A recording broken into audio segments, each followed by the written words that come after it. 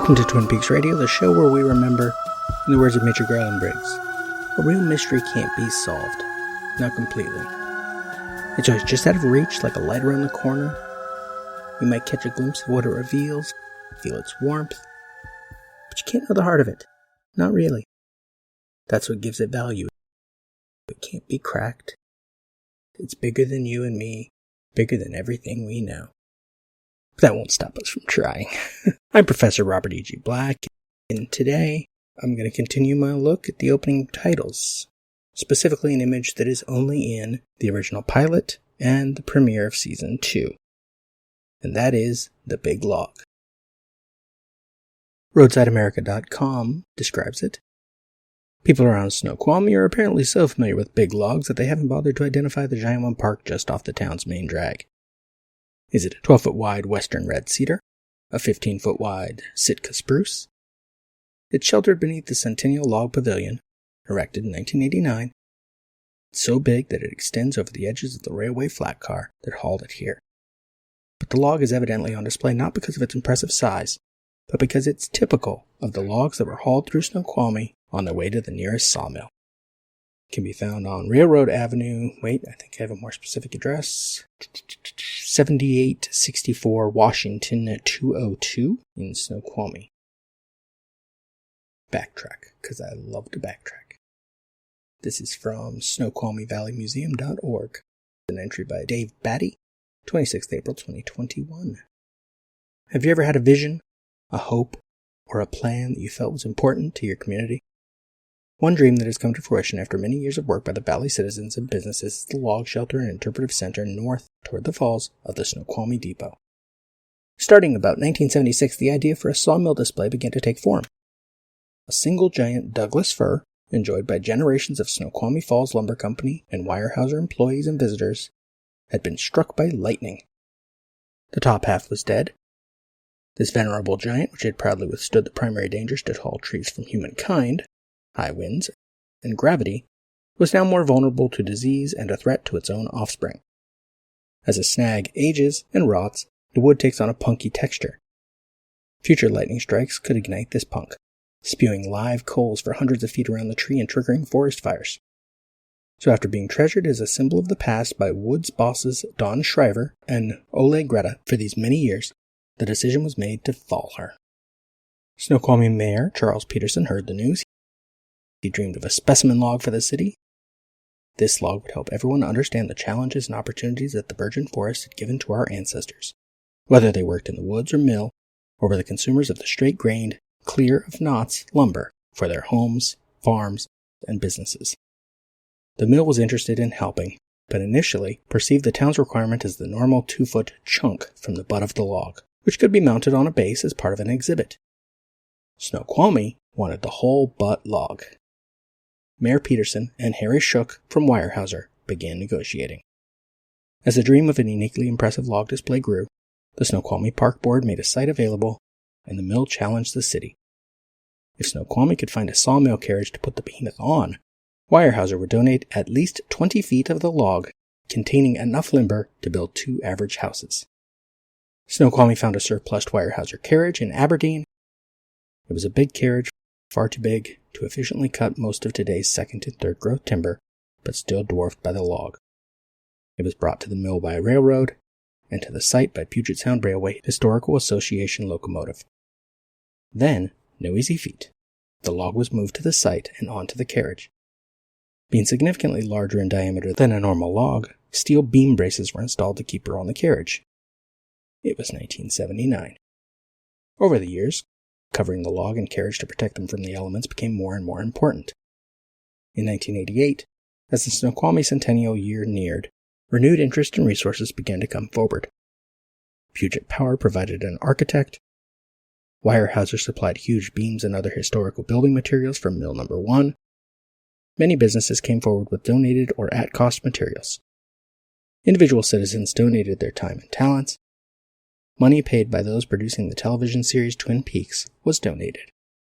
Supported by Mayor Gene Hansen and directed by City Administrator Kim Wilde, this dream of a unique memorial to our past provided a foundation for the structure that now covers the log in 1989 and a completed roof by 1992. Over the years, additional features have been added, including a fence to deter vandalism, lighting to show off the log at night, and interpretive signs to tell the story. So the next time you have an idea that you think is important for your community, and consider the project to be too big or too difficult, remember this log, shelter, or the farm shed at the Snoqualmie Valley Historical Society Museum, or the protected King County Historic Sycamore Corridor on Radic Road, or the North Bend Depot, or the Snoqualmie Hospital. These and hundreds of other legacies all began as citizens' dreams for our valley. Jump forward. Wednesday, 2nd February. Oh, Groundhog Day. Yay. You'll get that if you get that. 2011. This is from the Snoqualmie Valley Record, valleyrecord.com. An article by Seth Truscott entitled Time to Fence Snoqualmie's Big Log, Barrier to Block Vandals at 400-Year-Old Roadside Attraction. The graffiti was only a few days old. Charissa was here, 1/18/11, written in small, neat letters with permanent marker, was the newest marking on the surface of Snoqualmie's 400-year-old centennial log. It was hardly the first, and probably not the last, to mar the once mighty, now vulnerable giant. Nearly every square inch of open surface on the mammoth block of fir in downtown Snoqualmie's Railroad Park is covered with graffiti tags, most in English, many in Spanish, one in Chinese. The log, one of the most visited tourist sites in the city, gets a new tag almost every other day. If Casey Ferrulli has his way, these kinds of mementos will be a thing of the past. A handyman and self-described Green Beret troubleshooter for the Snoqualmie Parks Department, Ferrulli sat on the big log as a child. Today he is its chief protector, and battling graffiti is his never-ending task. It's the most important attraction in town next to the depot, Ferrulli said. Everybody that drives by has to get their picture taken. Problem is, too many people do more than just take photos. Some visitors climb onto the eroding hollow of the log to get their own picture taken. Others throw rocks at the softening wood. Kids will climb in it, said Snoqualmie historian Dave Batty. The bark of the tree, which can burn like coal, is loose in places and is too easy to take home with you. Most vandals just write their name and the date of their visit. The urge to mark it is something Ferrulli has never understood. I used to pull over and yell, "Hey, respect the log," Ferrulli said. Now with so much writing on it, he wonders whether such confrontations do any good. Ferrulli sanded and refinished the log 7 years ago, cleaning it up so the visitors could see its rings. Now it looks exactly like it did when I refinished it, he said. The city has asked him to give it the works once again. I don't want to do that until we put some sort of protection around it, Ferrulli said. Faced with the unending graffiti and steady erosion through vandalism, Ferrulli's department plans to fence off the tourism magnet with the spiked wrought iron fence. The barrier will permanently ring the entire log and its antique carriage. Ferrulli said an ornate fence is in keeping with the exhibit. It would remind me of going to a museum, he said. And then we have this article's version of the tree's history. A seedling in 1587, the original centennial tree survived until the 1970s in a glade 5 miles north of the city. Few such giants can be seen in the region today. Meadowbrook Farm, the space jointly preserved by the cities of Snoqualmie and North Bend, contains a huge cedar tree. Batty takes hikers to view another giant in the Asahel Curtis Nature Trail on Snoqualmie Pass. Such trees must fight to reach their great size. They compete with shade-tolerant western red cedar, western hemlock, and Sitka spruce.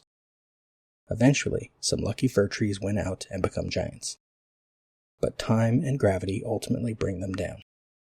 Surrounded by a logged forest, the tree that became the centennial log was originally meant to be preserved in its native habitat, but then lightning struck the trunk and killed it, leaving a 100-foot-tall snag.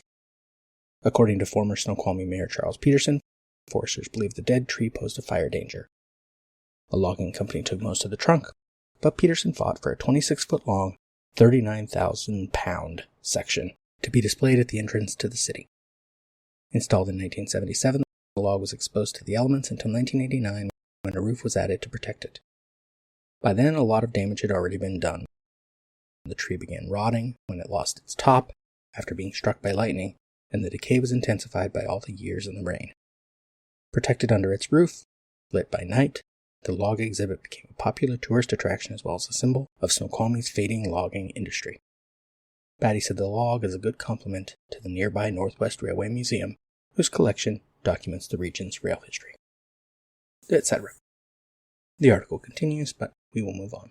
Specifically to note where this is in the opening titles, because the opening titles are slightly longer in the pilot, is between the saw blades and the road and the sign for the town, which we'll get to next time, where we will talk about the population of the town.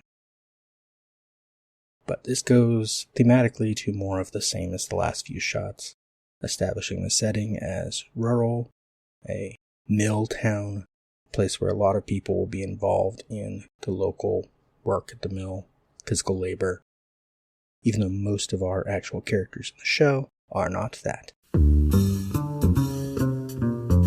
Hey, kid, you want a toy? Uh-huh. How about a bike? No. A video game? No! Well, okay. You pick a toy. I want... log! Boy, oh boy! Yes, log.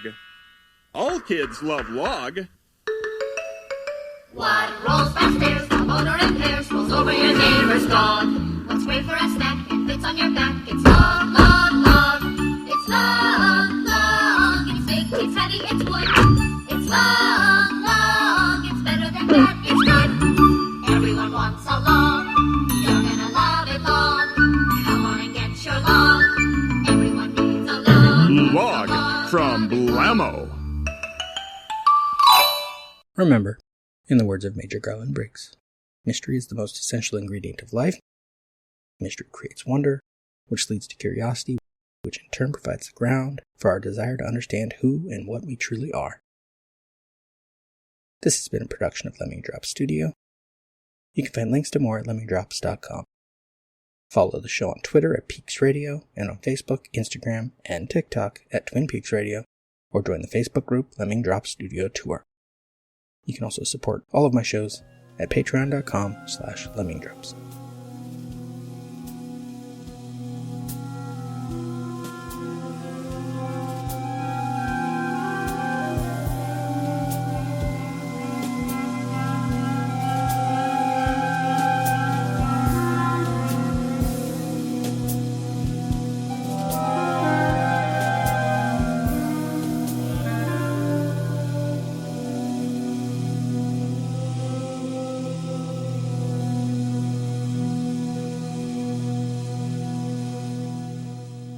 The owls may not be what they seem, but they still serve an imperative function.